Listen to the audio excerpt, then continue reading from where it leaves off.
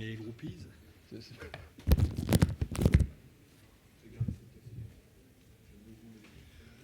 la communication. Communication, donc l'idée c'est de relayer l'idée c'est de relayer. Vous avez raison. Bonjour.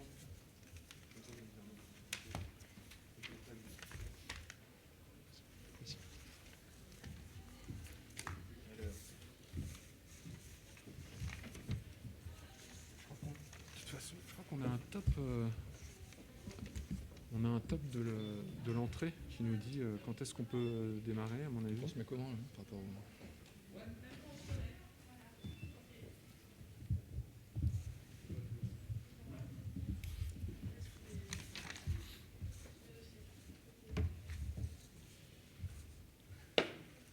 Je vais prendre ça. Ok. J'ai besoin.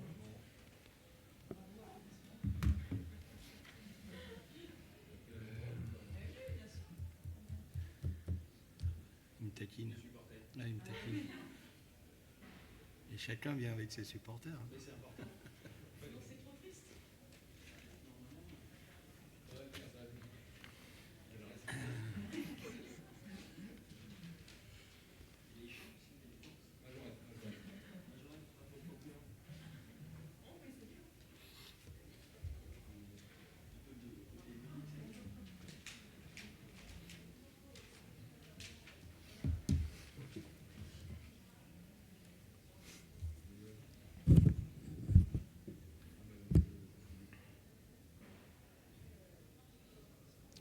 S'il y a des questions techniques, Jean-Pierre, c'est pour vous. C'est mis d'accord avec M. Burstein. C'est une technique.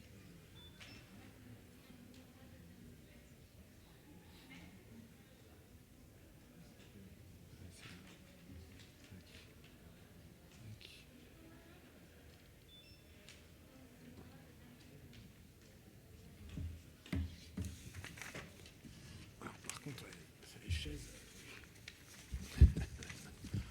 1, 2. Oui, ça marche. C'est bon.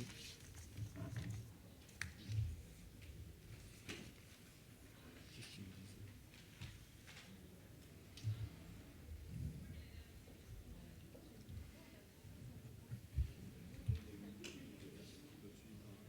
C'est vrai la coupe de jeu ou pas? Sur. Et je vous avoue que pour l'instant, on n'a pas d'idée du nombre de congressistes. J'ai commencé à demander pour les chiffres, mais les chiffres vont être donnés un tout petit peu plus tard. Sur le nombre de gens. Ah, l'intérêt, c'est de pouvoir après avoir la rediff, le replay, quoi. C'est ça, tout l'intérêt.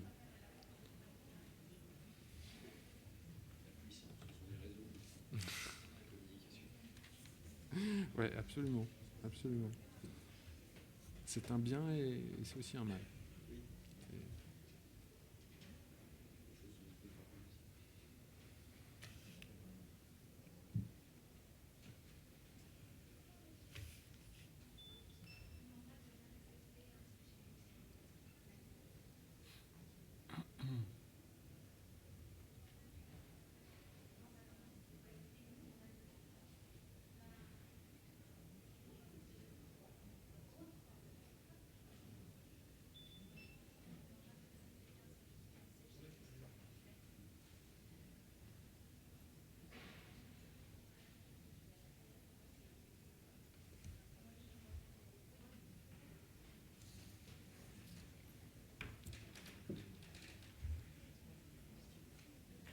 Bon, eh bien, eu égard et par égard surtout aux gens qui sont venus à l'heure, nous allons commencer avec 1 minute de retard. J'espère que vous nous pardonnerez pour cette petite minute pour parler d'immobilier locatif. Donc aujourd'hui, c'est un sujet qui est assez intéressant parce que, pourquoi ?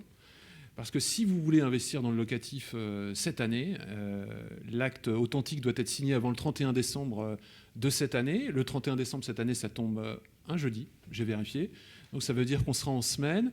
Donc il est encore temps de pouvoir déposer une demande de crédit auprès de son courtier ou de son banquier pour pouvoir effectivement faire de l'investissement locatif, sachant que ce qui est important, c'est que les banquiers ont communiqué auprès des courtiers sur les deadlines, parce qu'on risque un petit peu l'encombrement, hein, comme chaque année. Donc sachez que pour ceux qui veulent encore investir, la deadline cette année qui a été communiquée, c'est entre mi-octobre et mi-novembre. Donc voilà, il va falloir se dépêcher. Bon, petit aparté mis à part, j'ai le plaisir d'accueillir aujourd'hui deux personnes pour nous parler d'immobilier locatif. Alors je vais commencer par Monsieur Zieberstein, qui est aujourd'hui, que certains connaissent parmi vous, parce qu'il a travaillé très très longtemps pour Nexity, mais qui est aujourd'hui chargé, tout frais chargé de mission auprès de la direction générale du groupe Capelli. Voilà.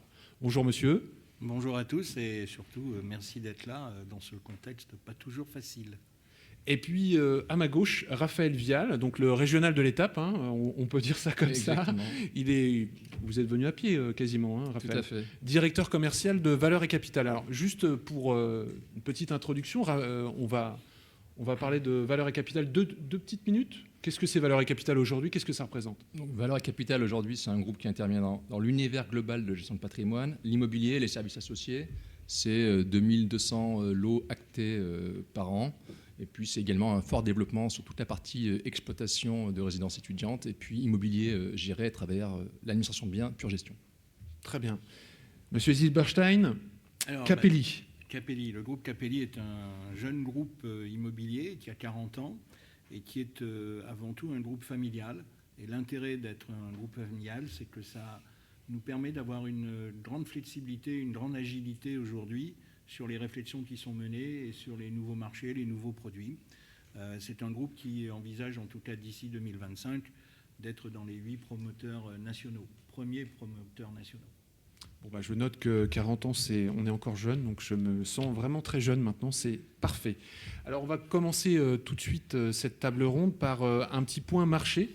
Messieurs, on a connu quand même une année assez exceptionnelle avec cette période de confinement. Comment ce confinement s'est passé et comment se porte le marché aujourd'hui, Raphaël?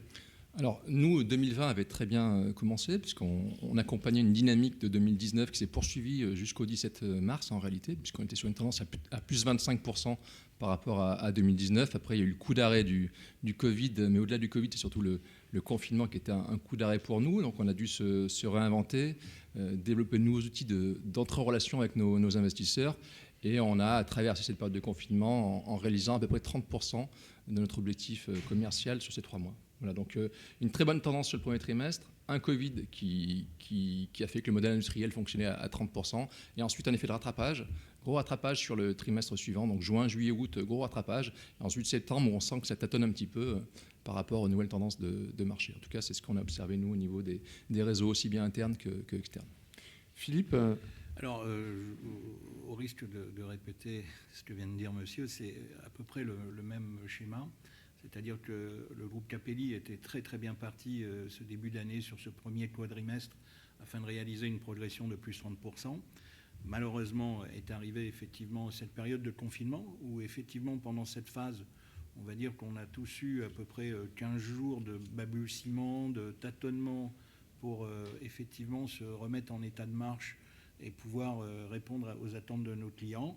Effectivement, un mois d'avril, un mois de mai, enfin un été qui s'est plutôt bien passé.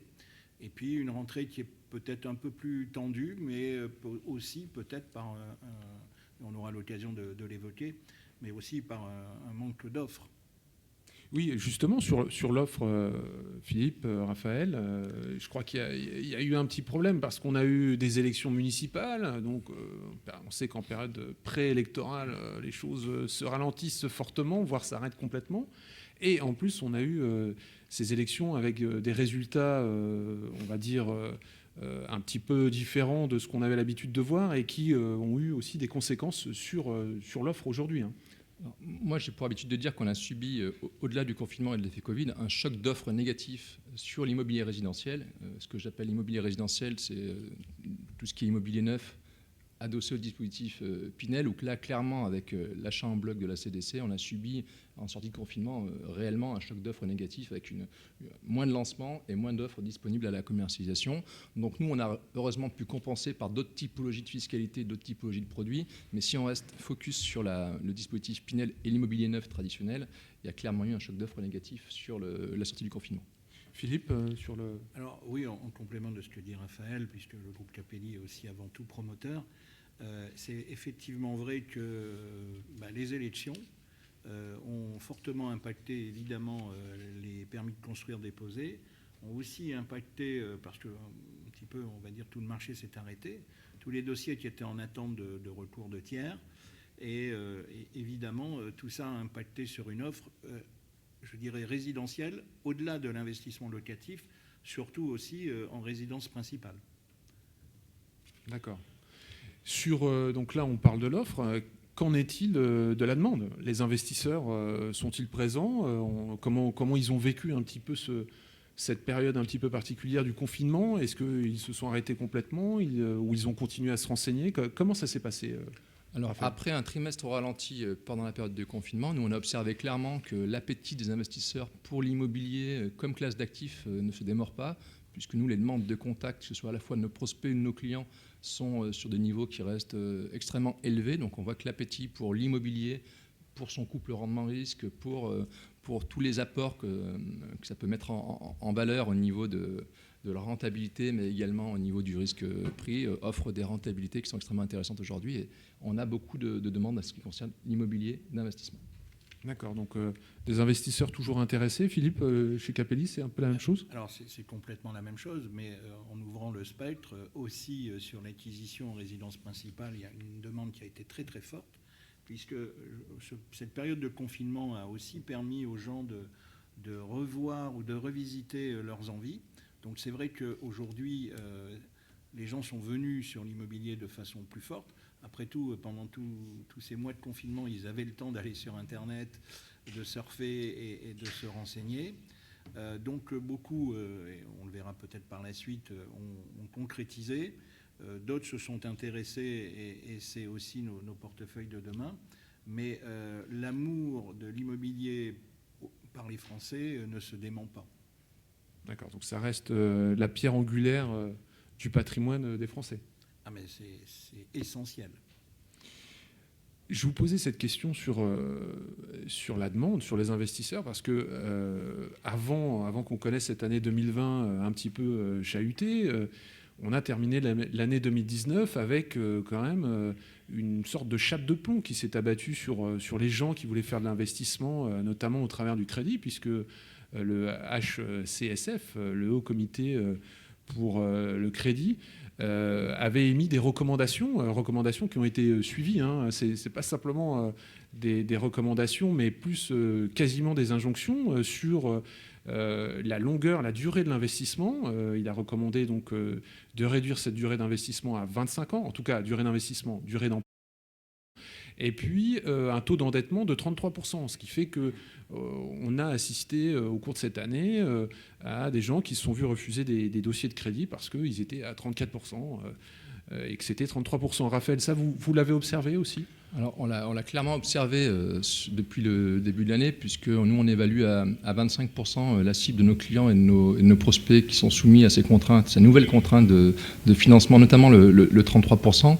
Donc, c'est à peu près 25% de notre cible. Donc, on voit bien qu'aujourd'hui, clairement, l'immobilier d'investissement est réservé sur la pyramide de Maslow, sur le haut de la clientèle de l'investisseur, en tout cas sur la clientèle qui aura à sa disposition soit un apport financier important, soit qui aura la capacité à diminuer son taux d'endettement à travers éventuellement le rachat de son financement de la résidence principale ou autres techniques financières.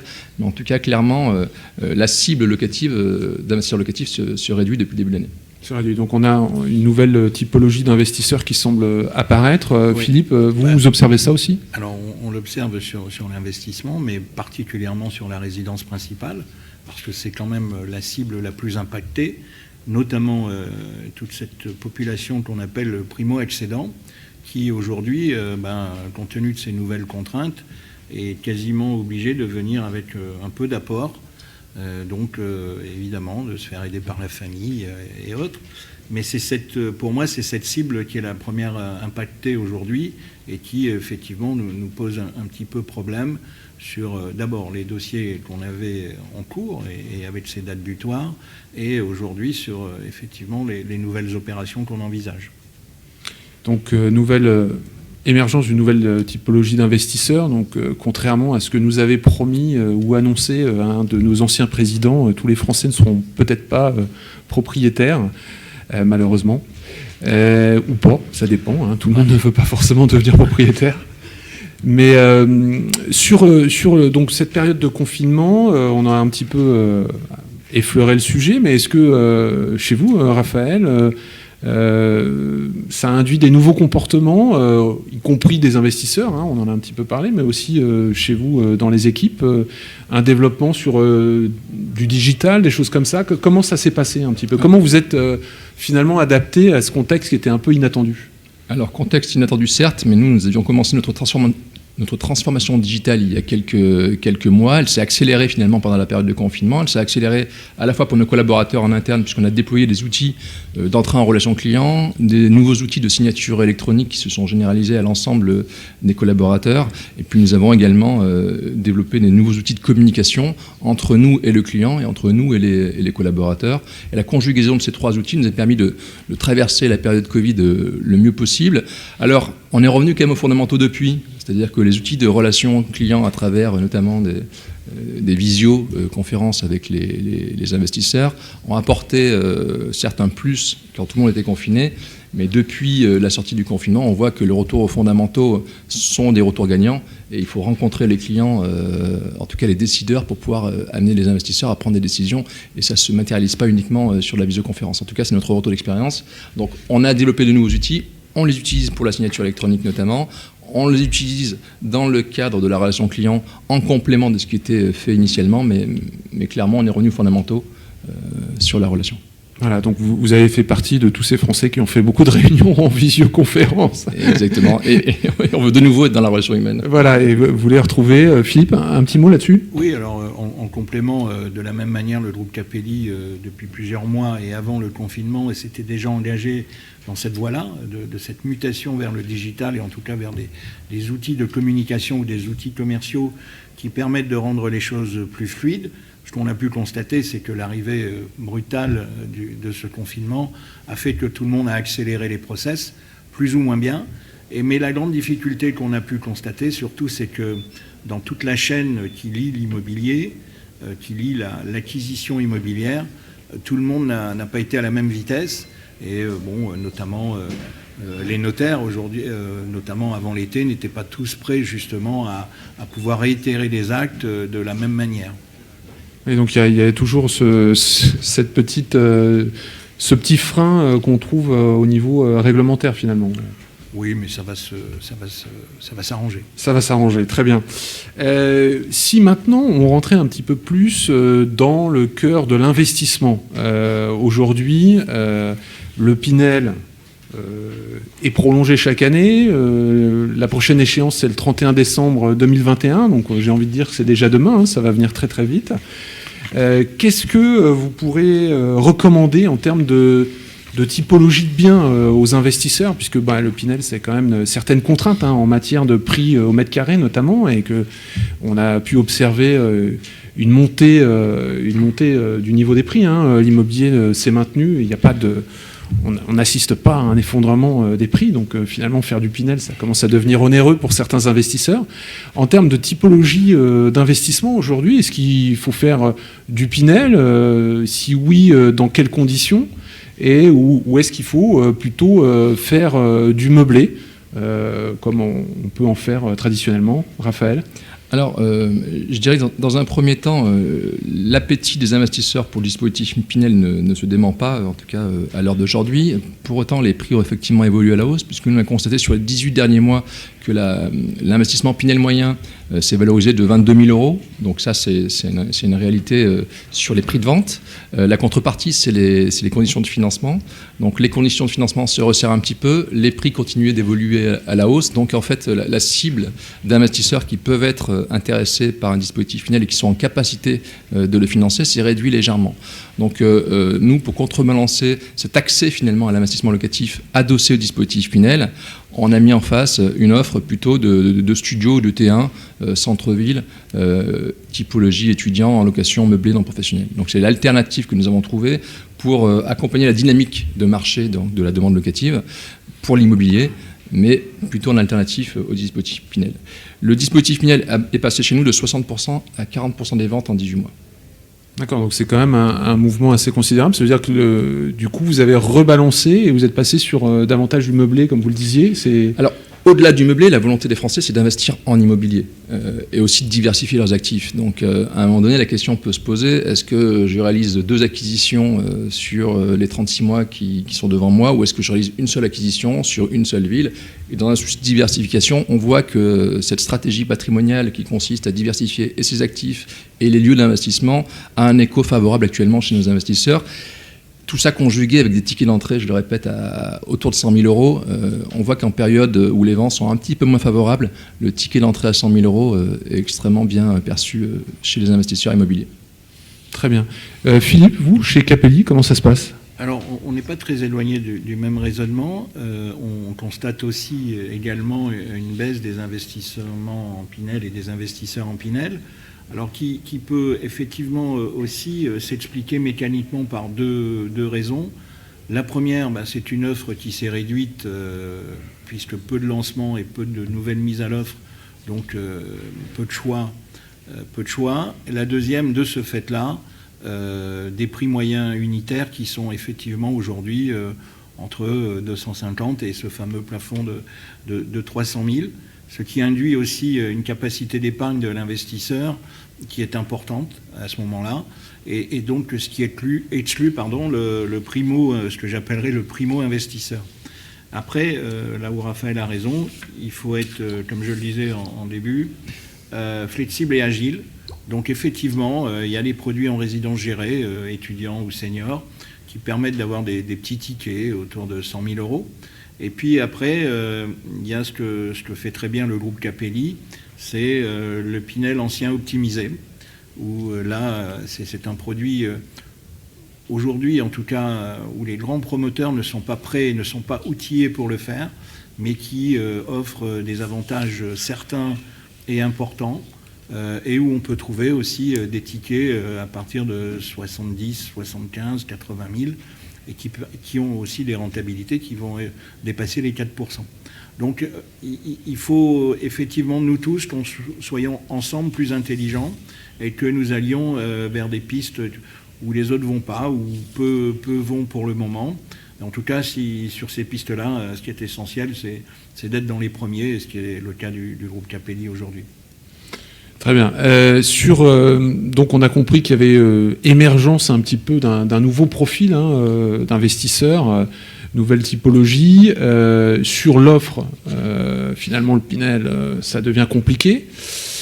Sans être plus royaliste que le roi ou plus lyonnais que le premier des Gaunes, est-ce qu'on peut aujourd'hui établir, en prenant une petite carte de France, un petit parcours de l'investisseur, se disant il faudrait peut-être mieux investir ici plutôt qu'ailleurs. Alors, le propos n'étant pas de dénigrer certaines zones plutôt que d'autres, mais on sait tous que si c'est pour faire du Pinel dans un endroit où il n'y a rien du tout, ça risque d'être quand même un investissement réalisé à perte au final. Donc vous, Raphaël, aujourd'hui un petit peu, quelles sont les régions, voire les villes, je ne sais pas comment vous voulez le présenter, mais en tout cas où on peut encore trouver des opportunités pour investir dès à présent dans une optique de quelques années en Pinel et en meublé. Quels sont un peu vos spots favoris ? Alors nous avons développé une stratégie autour des grandes métropoles françaises, en fait des 15 grandes métropoles françaises qui offrent toujours un potentiel attractif dans le cadre du dispositif Pinel. La seule évolution qu'on constate maintenant depuis 3 ans, c'est qu'on s'éloigne petit à petit des centres métropoles pour aller plutôt sur la première couronne des grandes métropoles françaises, où il y a encore des prix attractifs autour de 4 000 euros le mètre carré, 4 200 euros le mètre carré, où la rentabilité brute de l'opération est à plus de 3,2%, entre 3,2 et 3,8%. Et cette rentabilité brute, associée à un budget autour de 220 000 euros en primo-investisseur, offre encore des vraies perspectives et de plus-value, et puis également une belle sortie locative. Donc nous, c'est les métropoles qu'on privilégie. On aimerait avoir des noms, parce que des métropoles, il y en a partout en France maintenant. Clairement, on a une métropole qui fonctionne très bien aujourd'hui, c'est la métropole d'Aix-Marseille. plutôt positionné sur le secteur de Marseille plutôt qu'Aix-en-Provence, parce que les prix sur Aix-en-Provence sont moins accessibles. Mais Marseille offre des vraies perspectives et de rentabilité et de prix au mètre carré.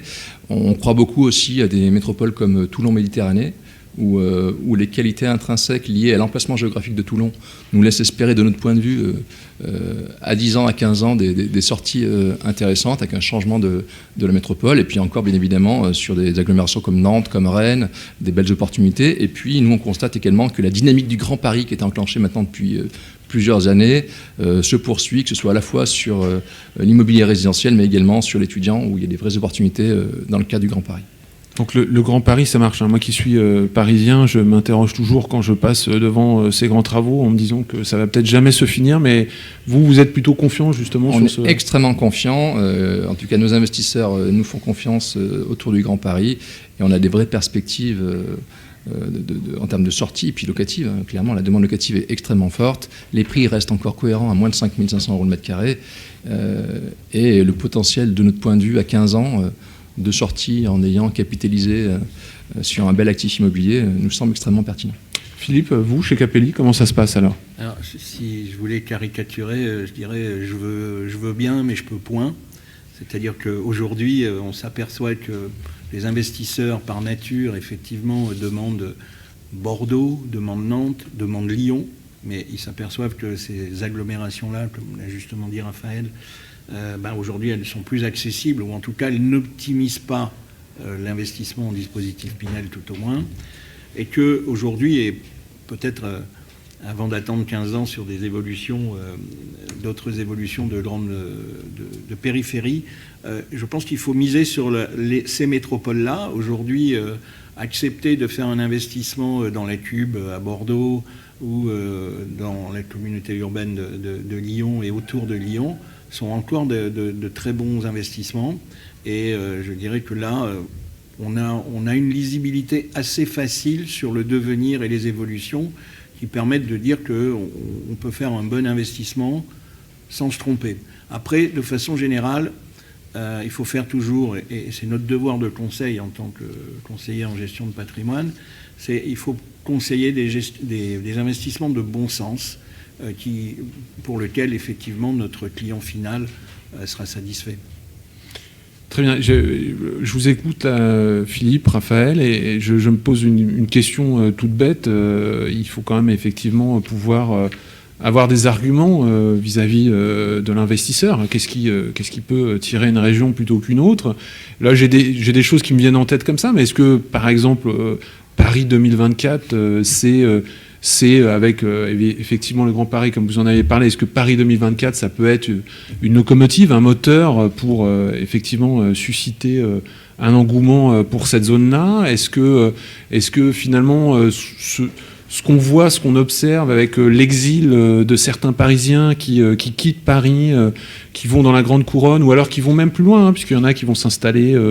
Nantes, Philippe, vous parliez de Nantes. Nantes est une ville effectivement assez sollicitée et plébiscitée par certains Parisiens. Est-ce que ça, voilà, est-ce qu'on a des grandes tendances qui commencent à se dessiner progressivement, puisqu'on en est au début, et on a vécu que notre premier confinement, on n'est pas à l'abri d'un second, même si on n'appelle pas de nos voeux. Est-ce que ça, est-ce que c'est des tendances qu'on peut commencer à identifier pour l'avenir, Philippe? Raphaël. Oui, tout à fait. C'est des tendances que nous observons, notamment sur le Grand Paris. On voit que Paris 2024, c'est un élément moteur dans le développement du Grand Paris, notamment sur l'Est parisien et le Nord, qui étaient des zones qui n'étaient pas forcément privilégiées au départ par les investisseurs.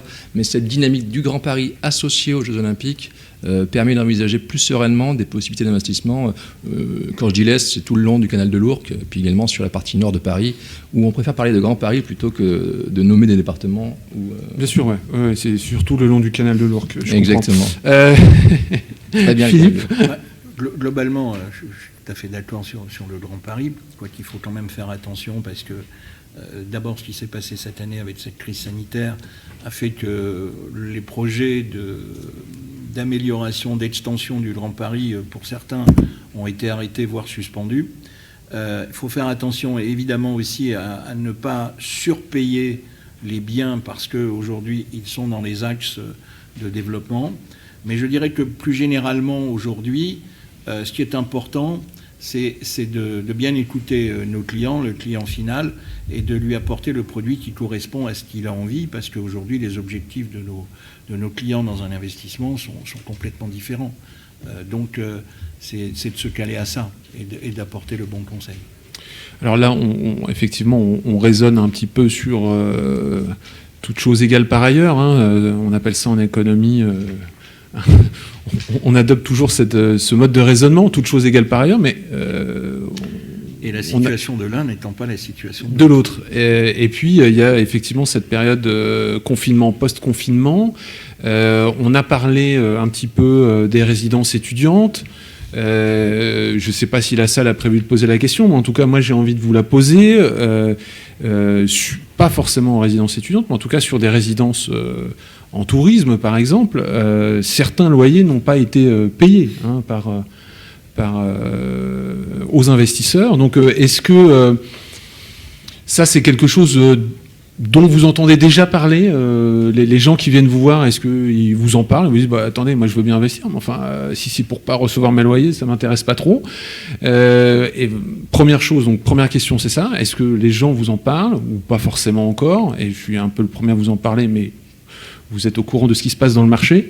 Et deuxième question, est-ce que vous, c'est quelque chose que vous avez vécu, puisque à un moment, il y a quand même l'activité s'arrête, on n'a plus ou des étudiants ou des touristes dans les résidences. Comment ça se passe, comment ça se gère pour vous chez Valeurs et Capital? Alors, nous, on l'a géré au jour le jour, cette crise du Covid, et notamment le rapatriement des étudiants étrangers aux quatre coins du monde, en fait, parce que la France a accueilli de nombreux étudiants étrangers, chinois, américains. Et la chance que nous avons eue, c'est que finalement, cette crise du Covid a validé notre modèle sur la partie exploitation de résidences étudiantes sous la marque Les Belles Années, puisque nous avions fait le choix depuis plusieurs années de ne pas trop d'être diversifiés sur la cible locative. Et nous n'avons jamais, si vous voulez, conclu de partenariat exclusif avec des universités chinoises ou américaines, sans vouloir nommer ou citer les uns et les autres. On a toujours fait attention à bien diversifier la cible locative. Donc finalement, notre stratégie de diversification, de paiement des loyers, de remplissage des résidences s'est révélée payante, puisque nous avons quasiment conservé le même taux d'occupation financier avec le Covid que sans le Covid. D'accord. Je parle bien du taux d'occupation financier et du taux d'occupation des étudiants, avec en fait le delta important qu'on a eu nous, c'est sur les stages en entreprise qu'on n'a pas pu réaliser sur la période d'avril à juillet, mais notre stratégie d'entreprise sur la partie gestion étudiante s'est vraiment avérée payante pendant cette crise du Covid. Nous n'avions jamais diversifié nos résidences sur le tourisme ni sur l'affaires. On a toujours été 100% étudiants et avec une proportion d'étudiants étrangers, c'est-à-dire hors communauté européenne, faible. D'accord. Et les investisseurs eux-mêmes, si jamais on vous en parle, est-ce qu'eux, ils vous en parlent? Est-ce que c'est un souci aujourd'hui pour eux, ou pour l'instant pas du tout? Alors, nos clients nous en parlent. Ouais. Nos clients et nos partenaires nous en parlent. C'est pas un souci, c'est un vrai sujet de préoccupation. C'est savoir si le marché, notamment nous, ce qui nous concerne, c'est le marché de l'étudiant, c'est un marché qui est périn et qui offre des vraies perspectives d'avenir. La réalité, c'est que les faits nous ont montré que du studio en centre-ville, en pied de métro, à 100 000 euros sur un marché étudiant, ça traverse toutes les tempêtes, puisqu'on a traversé les tempêtes du Covid avec un taux d'occupation à 0,2% près, financier, identique à l'année précédente. Et donc, bien évidemment, aucune question à se poser sur le paiement des loyers. D'accord, ça c'est rassurant pour vos clients. Philippe, chez Capelli? Alors, Raphaël a raison. Aujourd'hui, il faut dissocier les promoteurs gestionnaires, parce qu'eux arrivent à maîtriser le produit de A à Z, et des promoteurs qui ne sont pas gestionnaires et qui confient leurs biens à ces fameux gestionnaires. Alors évidemment, comme dans tous les métiers, il y a des gestionnaires plus ou moins compétents.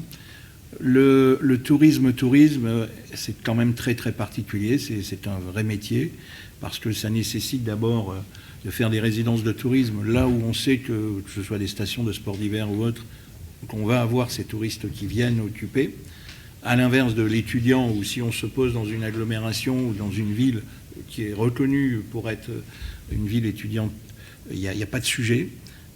Comme pour les résidences seniors qu'on peut aussi poser presque partout, parce qu'on sait que les seniors, c'est un marché exponentiel. Donc il faut être très très vigilant.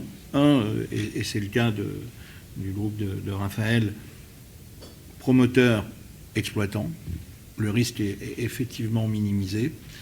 Et surtout, c'est vrai que le tourisme aujourd'hui, je serais très prudent personnellement. Ça reste malgré tout, moi je me fais l'avocat du diable, mais effectivement, on voit que pour l'instant les universités et les facs restent ouvertes, mais on ne sait pas de quoi demain sera fait. Est-ce que ça, c'est pas justement un facteur d'incertitude supplémentaire? Parce que effectivement, Philippe disait, bon voilà, les étudiants, on sait qu'ils sont là, ils vont pas bouger, c'est un petit peu comme les seniors, hein, normalement. Quand on les met là, ils vont pas ailleurs. Autant les seniors, on peut effectivement se dire que Covid, pas Covid, ils vont pas déménager, et donc ils resteront là où ils sont, voire ils seront confinés parce qu'ils sont un petit peu plus fragiles. Mais sur éventuellement des facs qui seraient amenés à faire du distanciel et plus du présentiel, est-ce que ça peut être à l'avenir un facteur d'incertitude supplémentaire dans l'esprit des investisseurs? Est-ce qu'en tout cas, vous en avez entendu parler, vous, Raphaël, ou pour l'instant pas du tout? C'est pas un sujet. Alors ça pourrait être un sujet, hein, si demain il n'y a plus de présentiel du tout en France sur les 10 ans qui viennent dans les facultés, ça pourrait être un sujet. Nous, c'est pas du tout notre analyse, notre vision des choses. En tout cas, ça n'a pas été un sujet sur le remplissage 2020, puisque le remplissage 2020 s'est fait avec au moins 10 jours d'avance sur le remplissage 2019. C'est-à-dire qu'on a un taux de remplissage qui s'est fait plus rapidement qu'en 2019, avec les incertitudes que vous venez d'évoquer. Et donc, les notions de distanciel étaient déjà à l'actualité au mois de juin, notamment sur les facs de médecine. Et ça n'a pas empêché nos résidences d'être remplies avec 10 jours d'avance par rapport à l'année dernière. Donc, il y a une vraie pénurie de logements aujourd'hui sur l'étudiant. Nous, on est sur les grandes métropoles, on est sur les zones où il y a une forte tension sur le marché estudiantin. Et on l'a bien vu pendant le Covid, les parents n'ont pas tous non plus lâché les appartements parce qu'ils savent que l'année d'après, c'est pas évident de retrouver l'appartement. Donc, la tension locative fait que notre modèle économique aujourd'hui, il est complètement validé. De notre point de vue, en tout cas, nous, les faits nous montrent que ça fonctionne bien. Après, j'ai pas de boule de cristal. Si demain, il y a un confinement généralisé pendant 9 mois, ben là, j'ai pas encore la réponse. Oui, en tout cas, c'est assez intéressant. Philippe, je vais vous passer la parole, mais effectivement, ça veut dire que malgré toutes ces menaces, comme vous le disiez, le logement étudiant, même si on doit être confiné un mois, les étudiants seront sur place et feront leur confinement là où ils seront. Donc, effectivement, c'est un facteur assez rassurant. Philippe, vous voulez ajouter quelque chose sur ce sujet-là ? Je peux rajouter, mais c'est exactement ça la physionomie du marché, sauf à effectivement rentrer en distanciel à 100%. Aujourd'hui, il y a une pénurie de logements, on n'arrête pas de le dire, les médias n'arrêtent pas de le dire, une pénurie de logements étudiants. Ensuite, effectivement, comme on ne maîtrise pas les délais de cette crise sanitaire, donc la plupart du temps, les parents, en tout cas, acceptent même de payer à vide les loyers, même si les enfants ne sont pas là. C'est un domaine d'activité qui me semble pérenne. À ma connaissance, tous les leaders, en tout cas tous les leaders côté exploitant en France des résidences étudiantes, ont tous payé les loyers comme il fallait cette année, me semble-t-il. Je n'ai pas entendu parler de beaucoup de sinistres de ce point de vue-là. D'accord, donc c'est assez rassurant pour l'investisseur qui voudrait se lancer cette année. Je ne sais pas, là on arrive un petit peu déjà au terme de tout ce qu'on voulait dire. Est-ce que dans la salle, il y a déjà des réactions, des questions que vous voudriez poser ou pas forcément? Moi j'en ai un, mais juste pour savoir, non, pour l'instant personne. Petite question comme ça, on parle du Pinel. Quid du Pinel d'Outre-mer? Alors je sais que vous n'en faites pas forcément, mais le Pinel d'Outre-mer présente quand même des taux assez intéressants en termes d'abattement fiscal. Est-ce que ça présente un intérêt quelconque? Alors, vous avez raison, l'attractivité fiscale est très forte pour l'outre-mer. Et si on conserve une approche uniquement fiscale, ça peut être intéressant. Pour autant, nous, notre vision du marché, c'est que n'étant pas présent physiquement avec des salariés et des structures sur les départements d'outre-mer, peut-être que ça peut bien se passer, mais ne maîtrisant pas complètement finalement la chaîne jusqu'à la mise en location et au suivi des réserves et de la livraison des biens outre-mer, nous, on a décidé stratégiquement de ne pas être présent sur ce marché-là, même si, je suis d'accord avec vous, il comporte de vrais atouts d'un point de vue fiscal. Oui. Voilà. Non, je suis assez d'accord avec Raphaël. Il faut être présent, il faut être sur place, il faut maîtriser le sujet. Le faire à distance, c'est quand même pas facile. Moi, c'est un sujet, en tout cas, que en tant que promoteur aujourd'hui et en métropole, qui est pas facile à gérer, quoi. Oui, et c'est un marché qui, selon vous, reste malgré tout prometteur. Enfin, quand on est sur place, hein, j'entends bien, et j'ai l'impression que c'est un marché qui est compliqué malgré tout. Hein. Bah, je pense qu'il doit être simple, peut-être très intéressant dans un premier cycle, mais après le deuxième cycle, je ne sais pas. Je ne sais pas comment peut évoluer l'immobilier en Outre-mer. Les hypothèses de plus-value, de rentabilité, de gestion, je ne sais pas. D'accord, ouais, quand vous dites je suis deuxième... pas un grand spécialiste de ces produits-là, donc Deuxième cycle, quand vous dites deuxième cycle, c'est la revente. Oui, c'est ça, c'est voilà, la revente, c'est la rotation des locataires aussi, parce que ce qui rend intéressant une opération d'investissement, c'est aussi la pérennité de son investissement. C'est-à-dire que quand on propose à nos clients, au client final, de faire un investissement, ben, on lui dit à un instant T, voilà, vous allez avoir tant de revenus, vous allez prendre un crédit qui va vous coûter tant, et globalement, ça va vous coûter tant par mois, et lissé sur un... Voilà. Donc il y a une visibilité qui est pérenne sur des sujets qu'on maîtrise parce qu'ils sont chez nous, on les a étudiés, on a fait des études locatives, on sait qu'il y a des marchés, il y a des bassins d'emploi, il y a des marchés locatifs. Là, honnêtement, c'est difficile, me semble-t-il, c'est ce que j'appelle le deuxième cycle ou le troisième cycle. D'accord, très bien. Est-ce que quelqu'un veut poser une question? Non? Oui, monsieur, vous avez un micro? Ah. Est-ce que vous voulez vous rendre jusqu'au micro? Oui, c'est les règles sanitaires, malheureusement, nous contraignent à ce genre d'exercice. Voilà. Présentez-vous, monsieur, peut-être. Qu'est-ce que vous voulez savoir? Mon nom, tout, monsieur, tout. Ma taille, mon poids. Alors, Roi Jean-Serge vient de Nouvelle-Aquitaine, au nord de Bordeaux. Ma question porte sur la location en meublé. Tous les ans, il est lu, dit, entendu que les avantages fiscaux liés à la location en meublé pourraient être remis en cause. Alors, je vous vois hocher la tête, ce n'est pas une question qui est toute nouvelle. Pourriez-vous nous en parler, s'il vous plaît? Alors, Raphaël, vous voulez ouvrir le bal? Non, Raphaël, pardon. Philippe? Moi, je peux commencer, ouais. Mais effectivement, de façon régulière, c'est un sujet qui revient sur le tapis. De façon régulière, l'ensemble des promoteurs, notamment qui sont sur ces sujets-là, montent au créneau auprès de Bercy. Et voilà. Donc pour l'instant, en tout cas à ma connaissance, mais je laisserai Raphaël intervenir sur le sujet, à ma connaissance, en tout cas en 2020, il n'y a pas de particularité, mais on ne connaît pas encore les contours de la loi de finances prochaine. En tout cas mais je pense que cette année, on devrait être tranquille. Je pense qu'ils ne vont pas trop embêter les dispositifs existants et les remettre en cause parce qu'il y a quand même une volonté d'accompagner d'une certaine manière un plan de relance du logement, même si ce n'est pas optimum, me semble-t-il. Alors effectivement, ces tensions sur le loueur meublé non professionnel, elles sont réelles depuis 20 ans. En fait, c'est quelque chose qui tourne en boucle. On avait vu les évolutions, j'ai plus les dates, mais sur le loueur meublé professionnel en son temps, où la déductibilité des frais d'ingénierie n'était plus possible. Donc cette évolution-là, on l'a actée. Aujourd'hui, je pense que les pouvoirs publics, même s'il y a parfois des lobbying qui se font, veulent de la stabilité, notamment sur le développement de l'offre pour les étudiants. Donc nous, on a vu par contre un basculement aujourd'hui chez nos investisseurs. On a vu un basculement entre la Censi-Bouvard et le loueur meublé non professionnel, clairement, puisque la Censi-Bouvard avait la primeur des investisseurs il y a quelques années. Et aujourd'hui, clairement, plus de 80% des investisseurs qui souhaitent investir dans du studio centre-ville sur le marché de l'étudiant optent pour le loueur en meublé non professionnel. Et la Censi-Bouvard, de notre point de vue, a vocation, en tout cas sur la dimension de conseil, à disparaître, puisque l'intérêt fiscal demeure extrêmement faible.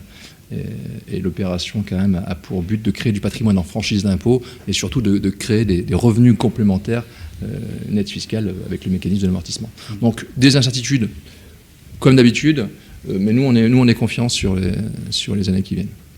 Dans le marché, on observe aussi, je ne sais pas si ça, à plus ou moins long terme, ça peut impacter votre activité, mais on a des gens qui avaient acheté des biens pour les louer et puis qui, Covid oblige, se sont retrouvés à ne plus le louer du tout.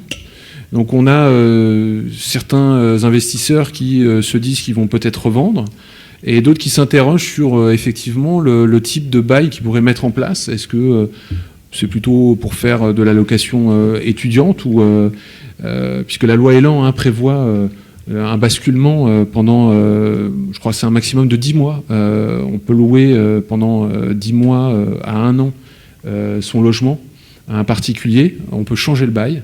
Est-ce que vous avez déjà été approché par des gens comme ça qui avaient des biens, ou pas du tout?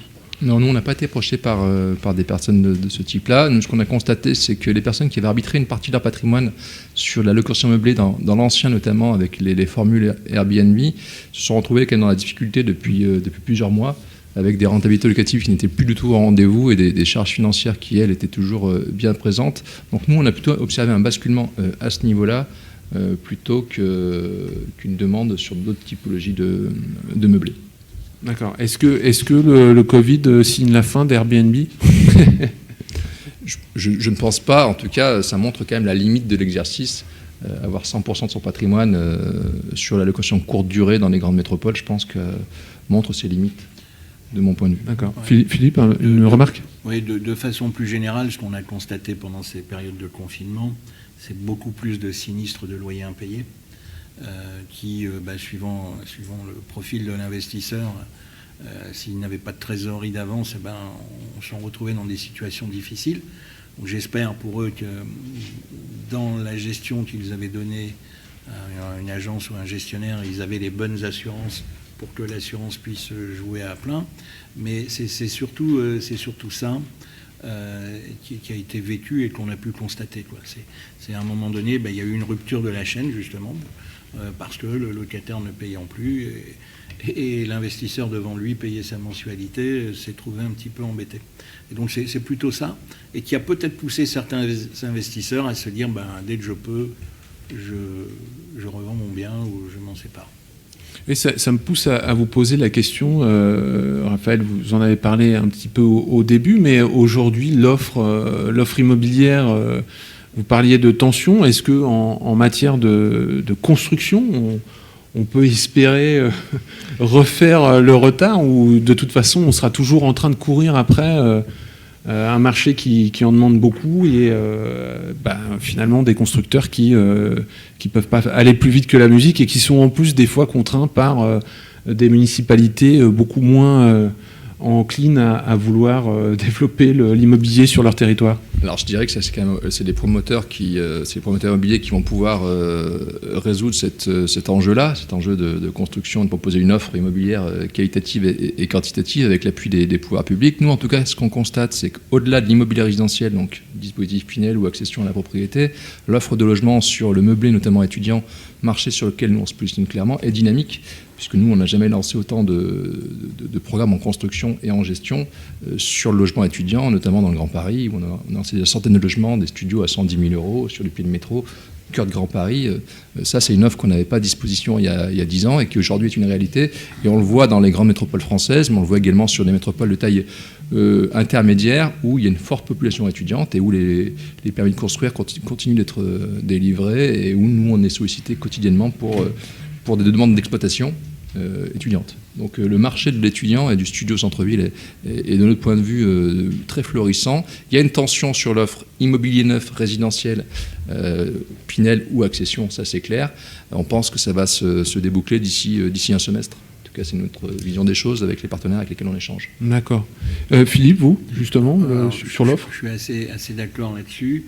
Moi, je pense que ça va mettre un peu plus qu'un semestre, parce qu'il faut quand même rattraper, il faut quand même pouvoir concrétiser les fonciers qui étaient sur les étagères.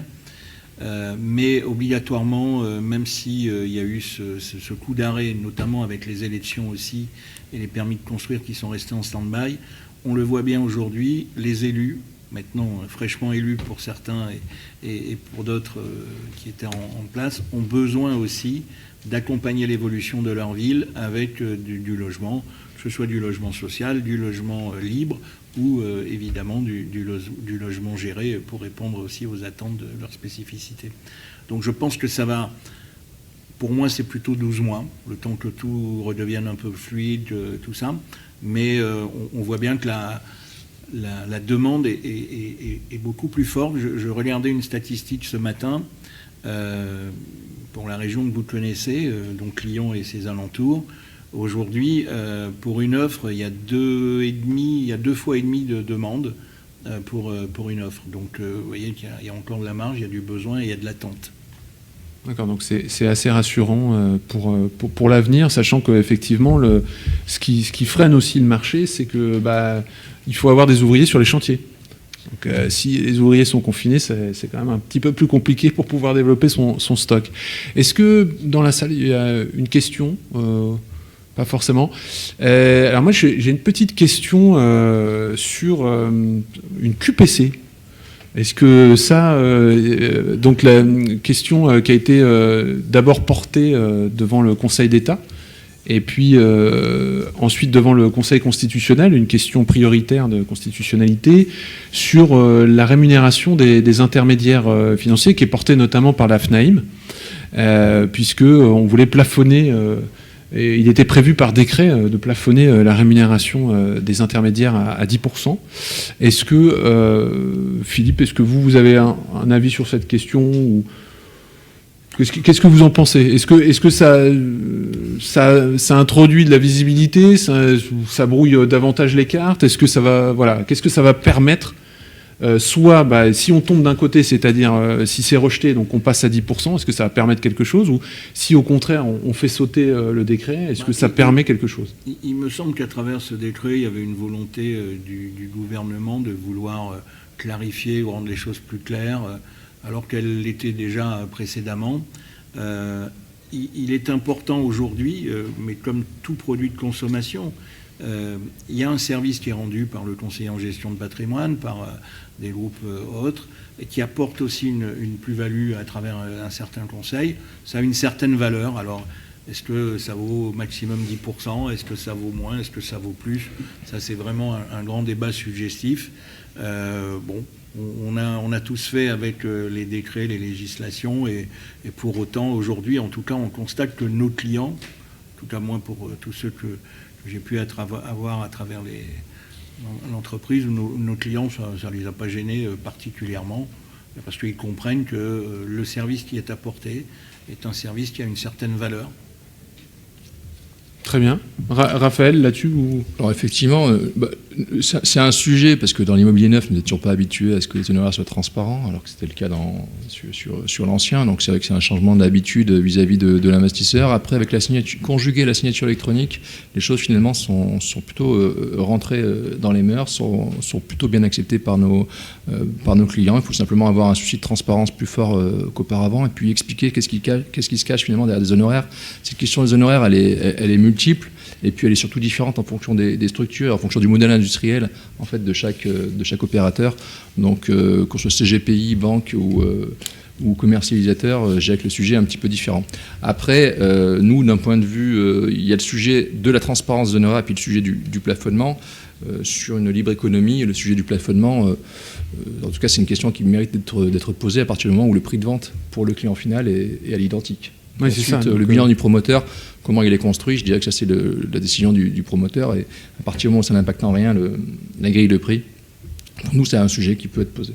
D'accord, donc vous surveillez ça On surveille ça de près, puisque je crois que je crois que c'est octobre. Enfin, c'est le 26 octobre, je crois, la date à laquelle nous aurons le retour du Conseil constitutionnel. Et puis si jamais c'est jugé anticonstitutionnel, c'est retour à la case départ. Donc on revient sur le format de la BFAC traditionnel. On revient aux vieilles habitudes. La finalité, et après cette présentation qui a été faite, c'est que pour l'instant, on n'a pas l'impression que ça a bloqué quoi que ce soit, ni de la part de nos clients, ni de la part des conseillers en gestion de patrimoine ou des sociétés de distribution. Donc ça, le point positif, c'est finalement, c'est pas un élément bloquant. Non, parce qu'il faut savoir expliquer les raisons qui amènent à ça. Après, c'est des choix du promoteur. Soit le promoteur dit je distribue par ma force de vente interne, il faut payer ses collaborateurs, il faut payer son marketing et tout ça. Soit je ne veux pas m'embêter et je donne à un prestataire externe. Et ce que ça m'aurait coûté en force de vente interne, je le donne au prestataire. Donc, mais là où Raphaël a raison, la finalité, c'est que le client il paye le prix affiché. Qu'il aille l'acheter dans un bureau de vente de chez un promoteur ou à travers un cabinet conseil en gestion de patrimoine, c'est le même prix pour lui. Voilà. Sauf que on n'a pas travaillé sur les mêmes sujets pour définir comment on va le distribuer. D'accord, très bien. Écoutez, on va arriver au terme de cette conférence. Est-ce que dans la salle, il y aurait une question que nous n'aurions pas soulevée, qui mériterait justement de profiter du savoir-faire de nos deux intervenants? L'impression que non. Je peux peut-être apporter un éclairage supplémentaire oui. sur le meublé. Et ce qu'on constate depuis 12 mois avec la crise du Covid, nous, on a constaté une explosion en fait, des achats cash sur le loueur meublé non professionnel. La dernière résidence que nous avons lancée en commercialisation, c'était 120 logements. Et j'ai plus de 50% de la résidence qui a été commercialisée en quelques semaines en achat cash. Donc on voit bien quand même qu'aujourd'hui, il y a beaucoup d'argent sur les comptes en France. Les médias s'en sont fait l'écho depuis plusieurs semaines. Et la traduction très concrète, c'est qu'on voit qu'il y a un basculement quand même, à un moment donné, des arbitrages qui sont faits entre l'épargne à court terme, en fonction de la quantité des investisseurs, et puis l'immobilier. Donc on observe clairement de plus en plus d'achats cash sur des solutions à 100 000 euros, 80 000 euros, 70 000 euros. Donc il y a un arbitrage des investisseurs qui se fait au profit de l'immobilier, qui offre des rentabilités, certes, pas à 10%, mais sur un 3,5, 4% net fiscal. Et c'est vrai que quand on voit des fonds en euros qui se rapprochent petit à petit des 0,5%, le 4% net fiscal versus 0,5, 1%, pour un couple rendement-risque, je dirais presque similaire, ce spread entre le taux à 0,5% et le 4% offre de mon point de vue des belles perspectives encore sur le loueur en meublé non professionnel. Oui, et puis l'immobilier est un des rares placements qu'on peut acheter à crédit, sur du long terme. Si on veut acheter des actions, il faut les payer. Si on veut, voilà. Donc c'est aujourd'hui effectivement, notamment aussi avec des taux extrêmement bas, et apparemment ils vont le rester encore un petit peu. Mais tout ça pousse aujourd'hui effectivement à ne pas laisser de l'argent sur des livrets épargne et plutôt de le mettre en immobilier pour avoir les rendements qu'évoquait Raphaël. Alors, est-ce qu'on peut imaginer que finalement, suite à cette période et à ce que vous nous dites sur les achats cash notamment, Raphaël, est-ce qu'on peut imaginer que l'immobilier est en train finalement peut-être de... Je ne vais pas dire changer de statut, parce que l'immobilier dans l'esprit français reste quelque chose d'assez important, mais est-ce qu'au sein des patrimoines lui-même, on n'est pas en train d'observer une petite redistribution? Parce qu'effectivement, comme le disait Philippe, les actions, ça se paye, et puis on a tous connu la bulle des années 2000, et on attend toujours que le CAC rejoigne les 6000 points, les 6547, je crois, ou 97, je ne sais plus. Donc est-ce qu'on n'est pas finalement à l'aune d'une nouvelle période où l'immobilier, au-delà de ce qu'il représente déjà, et aussi parce qu'on a une nouvelle... typologie d'investisseurs qui arrive. C'est pas simplement, on a des jeunes, on a des chefs d'entreprise, des gens qui ont réussi dans des startups. Est-ce que l'immobilier au sein du patrimoine aujourd'hui n'est pas en train d'évoluer pour prendre une place un petit peu différente?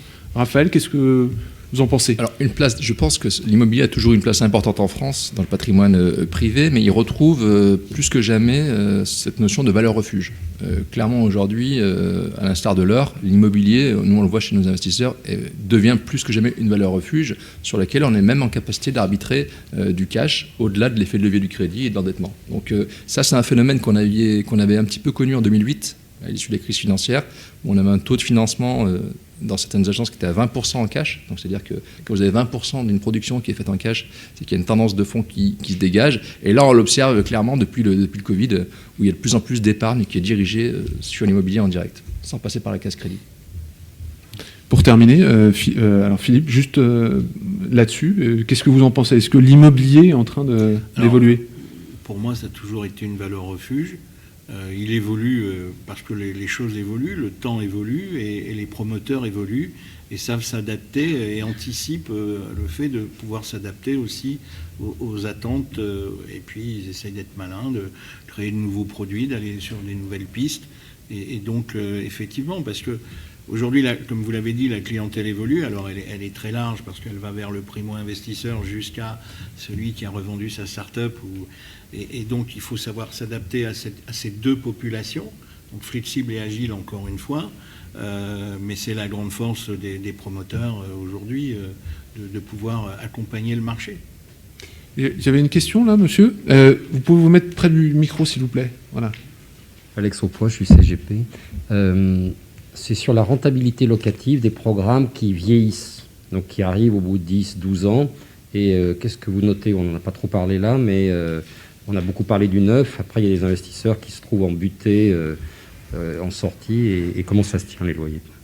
Raphaël, vous voulez commencer? Alors moi, je veux bien répondre. Alors pour moi, il y a deux aspects différents. Il y a la sortie, c'est-à-dire la revente pour de l'immobilier neuf type cellier qui se revendrait au bout de 10 ans, et puis la sortie au bout de 10 ans sur les studios étudiants.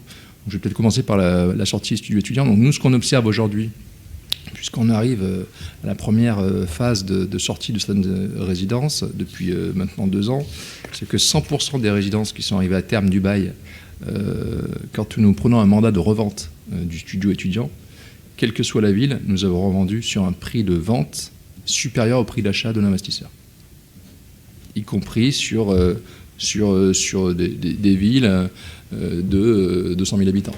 Donc 100% des reventes que nous avons faites en meublé sur du studio se sont revendues sur des prix de vente supérieurs au prix d'acquisition. Et on observe également, avec les changements qui sont intervenus sur le marché de l'argent depuis quelques temps, que les investisseurs sur de l'immobilier seconde main, studio meublé, où le bail commercial repart pour une période importante sans revisiter le bail commercial, acceptent des rentabilités bien inférieures à ce qu'on pouvait connaître il y a 2-3 ans, puisqu'aujourd'hui, sur un studio très bien placé à Lyon, par exemple sur le métro, en étudiant, on a des investisseurs qui acceptent des rentabilités à 3,60, livrés immédiatement avec loyer payé immédiatement, ce qui n'était pas le marché de la revente il y a quelques années. Donc, du 3,60 aujourd'hui sur un studio à Lyon, en aide fiscale certes, mais on voit que ça a son public.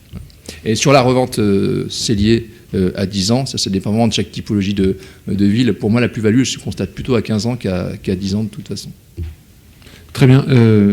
Philippe, pour finir. Oui, sur l'immobilier libre, ça rejoint ce que j'évoquais tout à l'heure, c'est-à-dire qu'un investissement de bon sens, si l'investissement de bon sens a bien été fait à l'origine, avec dans des villes ou des agglomérations où il y a un besoin, un marché locatif et un bassin d'emploi important, il n'y a aucune raison que, même après 10 ans, le logement ne soit pas pérenne du point de vue locatif, en tout cas. Très bien. Bah, écoutez, si vous avez plus de questions, on va s'arrêter là pour cette table ronde. Philippe, il y a une question au fond. Oui. Approchez-vous près du micro, s'il vous plaît, monsieur. Alors dites-nous.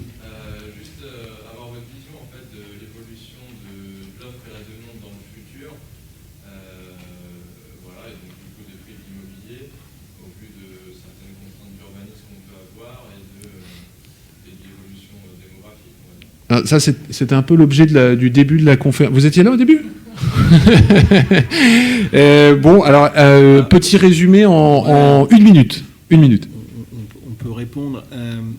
En ce qui concerne les prix, ils ne baisseront pas. Pour moi, c'est ma conviction. Parce que d'abord, déjà dans le prix de l'immobilier, il y a 3 composantes importantes, qui est évidemment le foncier. Et en ce moment, c'est très difficile de trouver des bons fonciers qui ne coûtent pas cher. La deuxième composante, c'est les coûts de construction. Et on voit bien que les entreprises, aujourd'hui, les coûts de construction ne baissent pas.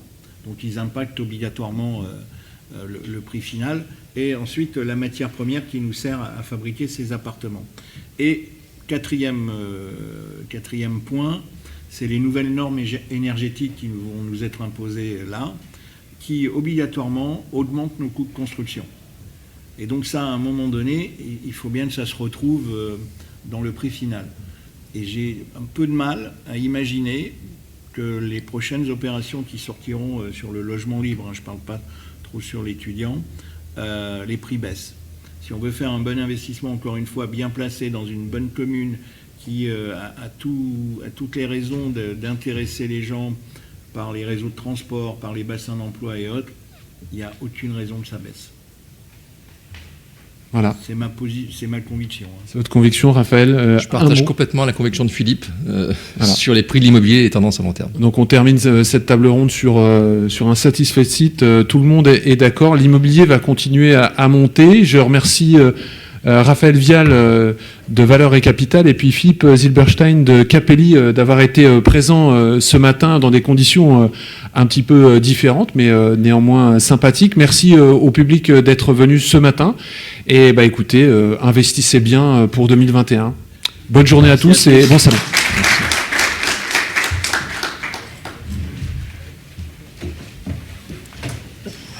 Je vais prendre un verre de moi.